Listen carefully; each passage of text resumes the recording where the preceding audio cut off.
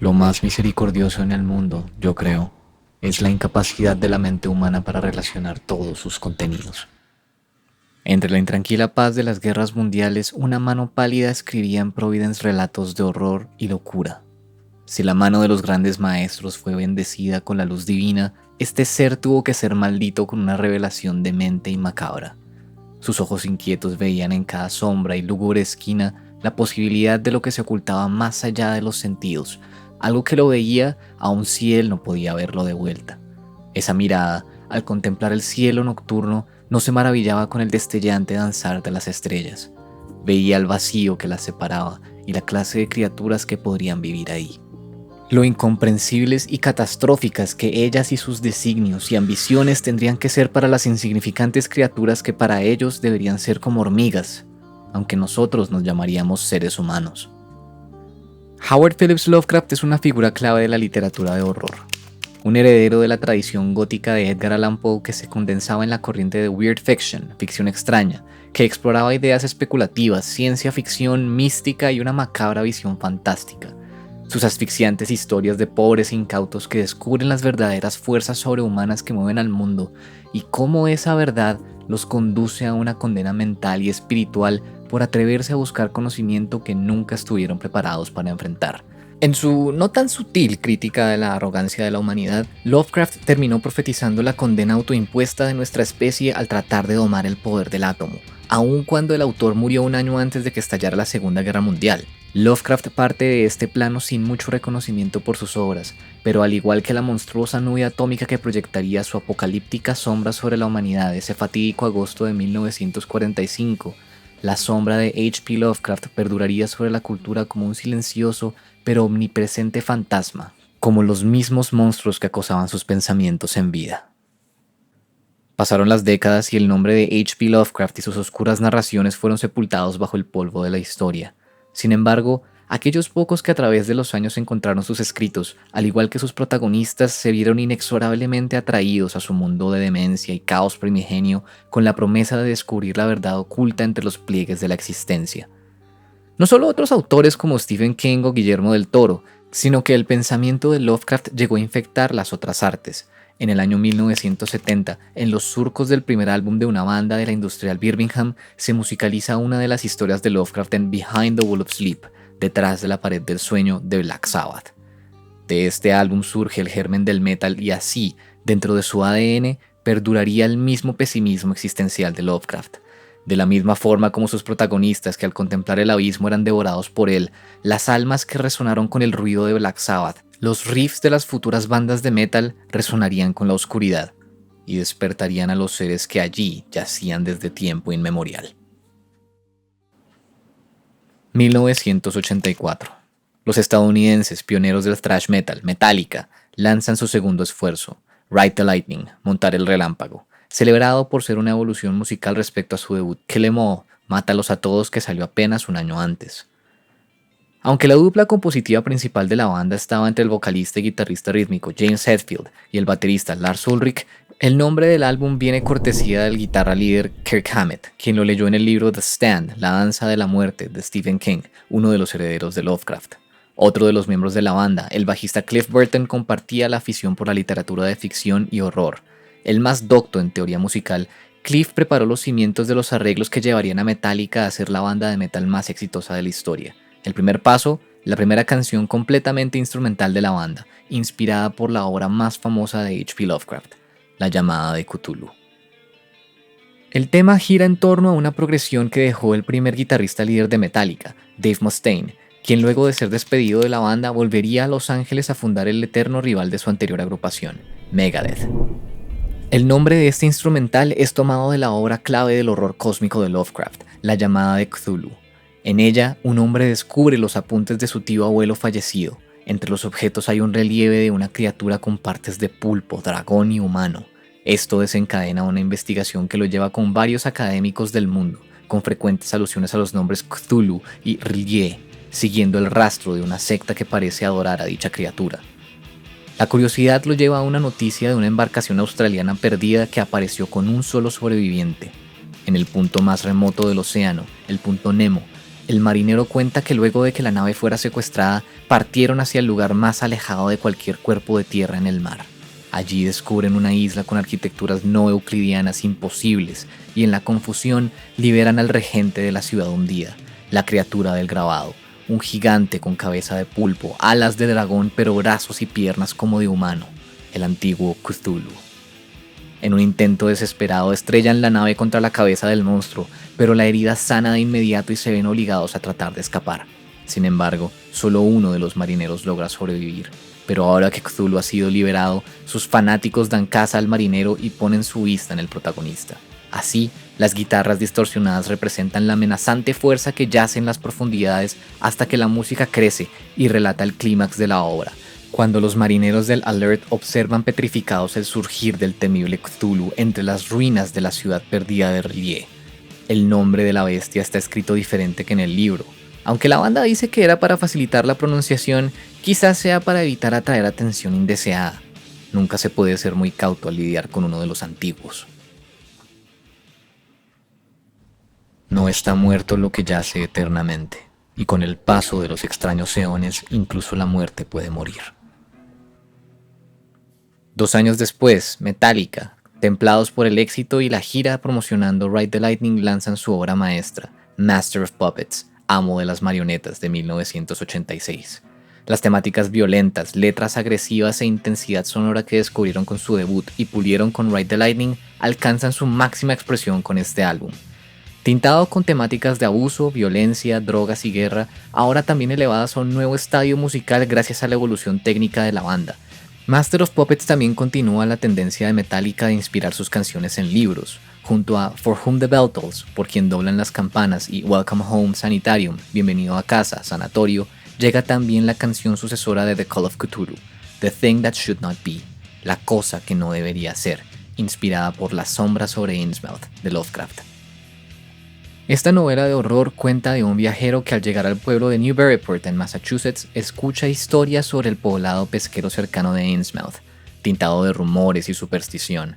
Aún así, el hombre se siente atraído por el misterioso lugar y se desvía para verlo con sus propios ojos. Allí siente una incómoda atmósfera junto a las desconfiadas miradas de los locales, gente pálida y con rasgos extraños, narices planas y ojos saltones que parecen cojear de aquí para allá. El hombre logra conseguir un mapa y el contacto de un viejo local, Zadok Allen, que podría darle más información si lo convence con un poco de alcohol. El anciano Zadok le cuenta al viajero la historia de Innsmouth, que parece estar ligada a una tribu que hacía sacrificios humanos a una raza de humanoides como peces que llamaban los profundos. La tribu se reproducían con estos seres dando a luz a una serie de extraños híbridos que al madurar iban dejando sus rasgos humanos antes de parecerse más a los profundos, para iniciar un peregrinaje de regreso al mar. La gente de Innsmouth, al pasar por momentos difíciles, también sacrificaron a los suyos a cambio de riquezas y el favor de los profundos para la pesca. A pesar de los esfuerzos oficiales por detener al culto, pronto todos los habitantes fueron absorbidos por los profundos, y Zadok sospecha que estos seres buscan conquistar el resto de la superficie. Luego de que el autobús sufriera fallas, el narrador se ve obligado a pasar la noche en el pueblo. Y así como las guitarras pasan del intranquilo oleaje de la introducción, cuando el narrador escucha a alguien tratando de abrir su puerta en la noche, la banda despierta con el monstruoso riff, pesado y disonante como el inhumano andar de los habitantes de Innsmouth. Sin forma de defenderse de los locales que parecen buscar sacrificarlo, el viajero se oculta, paranoico entre las sombras, imitando el cojeo de sus perseguidores para esconderse. Al llegar a las vías del tren, descubre una procesión de los profundos que sale del pueblo. Los ojos saltones se han tornado blancos y estos exhumanos ahora tienen agallas y cola mientras marchan camino al mar. Perturbado por sus voces ahogadas e ininteligibles, el viajero se desmaya. La mañana siguiente, despierta milagrosamente ileso y emprende la huida del pueblo. Las cicatrices existenciales de la pesadilla se manifiestan cuando el narrador descubre al investigar su árbol genealógico que su abuela provenía de Innsmouth. Esto, sumado a lo que vio en esa traumática noche, hace estragos en su mente, a medida que empieza a escuchar el llamado del mar e inicia su transformación. Sus escritos se vuelven más y más erráticos hasta que menciona sus planes de aguardar bajo la superficie hasta que llegue el momento de regresar por el tributo que el gran Cthulhu desea. La canción termina con una transformación del riff del coro, afectado por efectos y un lento fundido de vuelta al silencio, como si la música también partiera hacia las profundidades. The Thing That Should Not Be también referencia a otros seres del bestiario de Lovecraft. Caos reptante bajo tierra, culto a invocado retorcido sonido. Habla sobre Nyarlathotep, avatar de los dioses exteriores que existe entre los seres humanos para esparcir locura y realizar la voluntad de sus amos que viven en las profundidades del cosmos. La frase "no está muerto lo que yace eternamente, y con los extraños eones la muerte puede morir" sale directamente de la llamada de Cthulhu, mientras que monstruo sin temor, locura, observa acechando bajo el mar, puede referir tanto a Cthulhu como a Dagon, el antiguo de quien los profundos son seguidores. Sin duda, a medida que Metallica fue evolucionando en su propio estilo, también se iban ampliando sus referencias literarias y a la mitología de H.P. Lovecraft en particular. Solo hay que cuidar que no se acerquen mucho al mar, por seguridad. La más vieja y poderosa emoción de la humanidad es el miedo. Y el más viejo y poderoso tipo de miedo es el miedo a lo desconocido. Tras la trágica muerte de Cliff Burton en 1986 durante la gira del Master of Puppets y años de turbulencia creativa, Metallica despertó del letargo. En 2008, Death Magnetic, Muerte Magnética, fue un ritual de resurrección. El esperado reencuentro con sus raíces thrash que los detractores dijeron que sería imposible, que Metallica se había vendido y perdido su rumbo luego de una década de experimentaciones que no fueron tan celebradas como sus primeros álbumes. Los otrora gigantes del metal habían perdido su filo. Sin embargo, dentro de este macabro renacer estaría un llamado a la cacería. Junto al nuevo bajista Robert Trujillo, la banda rescata el sonido thrash que ayudaron a desarrollar en los 80s, pero con nuevos arreglos más complejos y maduros. Un día, mientras esperaban en el estudio, Robert toma una guitarra e interpreta un fragmento estilo flamenco que se convertirá en la base de uno de los éxitos de esta nueva entrega, All Nightmare Long, Toda la Noche de Pesadilla. El video musical muestra una película corta de terror sobre esporas extraterrestres que reaniman cuerpos muertos, usadas como armas biológicas para provocar un apocalipsis zombie. Aunque la letra, según el vocalista James Hetfield, es un intento de reconectarse con su pasado al hablar sobre otra criatura de los mitos de Cthulhu, los sabuesos de Tíndalos. Estos seres sobrenaturales de la historia del mismo nombre no fueron ideados por H.P. Lovecraft. Con los años, sus conceptos y el universo de dioses antiguos, más allá de la comprensión de los mortales, fueron desarrollados más y más por amigos y otros autores. En este caso, Frank Belknap es el responsable de la ideación de estas criaturas, seres que existen más allá del universo, que perciben las perturbaciones del espacio-tiempo. Si estos sabuesos llegan a detectar a algún viajero del tiempo o al responsable de cualquier distorsión, seguirán su rastro incansablemente. Sin embargo, este rastro no es el aroma, sino algo más existencial. Así, no hay forma de ocultarse de estas criaturas, pues no están limitados al plano físico. Su medio de entrada a nuestra realidad es a través de las esquinas y ángulos cerrados del mundo, anunciado por una neblina como humo antes de que hagan su aparición para cazar a su presa. Lo poco que se sabe sobre ellos es por cuenta de testigos, pues nadie que haya sido marcado por los sabuesos de Tíndalos ha sobrevivido. No hay cómo vencerlos, solo se puede huir. O como diría Metallica, te cazaremos sin piedad, te cazaremos toda la noche de pesadilla. La suerte se acaba, te arrastras, pero tu suerte se acabó. Así, la incansable sed de sangre de los sabuesos se refleja en un Metallica que, armados con un arsenal de riffs duros e imparables, ahora cazarían a quienes los pusieron en duda todos estos años. Fnglui, Mglnav, Cthulhu, Rlie, Ganagl, Ftagn. En su hogar en Rlie, el muerto Cthulhu espera soñando. Habiendo reafirmado su lugar en el nuevo milenio, Metallica quedaron con carta blanca para trazar su curso en la nueva era. Los intentos de acoplarse a las modas de los 90s, aunque interesantes, no fueron lo que elevó el nombre de Metallica a su merecido lugar en el panteón del metal. Pero lo que sí hicieron fue ayudarlos a madurar sus voces compositivas. La lección quedó clara: tomar de las raíces, pero evolucionar en el tiempo. Y una de las raíces de Metallica era H.P. Lovecraft. Así como una oda a The Call of Cthulhu en el 10º álbum de la banda, Hardwired to Self-Destruct, cableado para la autodestrucción, de 2016, está Dream No More, No Más Sueños. La madurez compositiva de All Nightmare Long, los riffs acechantes y la afinación baja de The Thing That Should Not Be, y la historia que lo empezó todo, la llamada de Cthulhu. Dream No More imagina el inevitable despertar del señor de la ciudad profunda, Cthulhu, y cómo su surgir esparce una plaga de horror y locura en toda la Tierra. Siguiendo las temáticas del álbum de autosabotaje inescapable y caos interno y externo, la canción avanza con una marcha imparable mientras James canta con una monstruosa voz doblada sobre la ruina impuesta sobre la humanidad por el mero despertar de uno de los antiguos.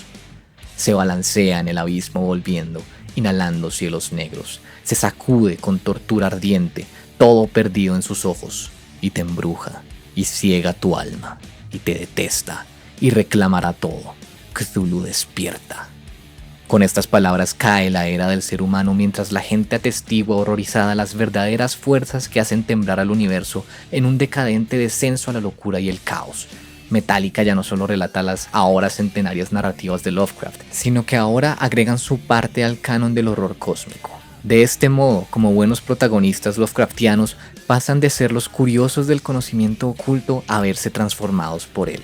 Sea el efecto del heavy metal o la influencia de los antiguos y los dioses exteriores, ya dependerá de qué mitos estés dispuesto a creer.